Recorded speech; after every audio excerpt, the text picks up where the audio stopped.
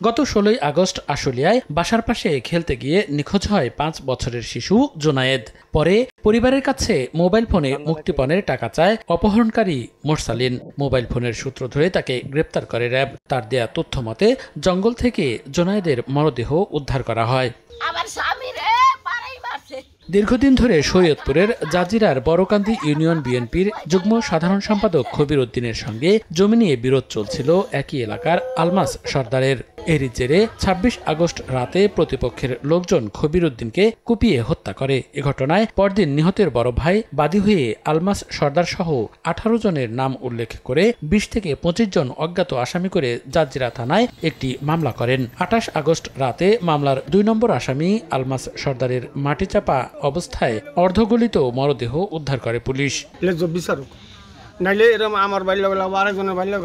তদন্ত করে আইনগত ব্যবস্থা নেওয়ার আশ্বাস পুলিশের।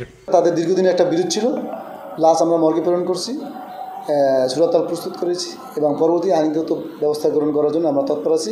অন্যদিকে নারায়ণগঞ্জের রূপগঞ্জ উপজেলার মার্কাজ মসজিদের পাশের পুকুর থেকে সালমান নামের এক কিশোরের এবং গোলাকান্দাইল ইউনিয়নের পূর্বপাড়া কাঠপট্টি এলাকায় আরেকটি পুকুর থেকে আলমগীর হোসেন নামের এক ব্যক্তির লাশ উদ্ধার করে পুলিশ।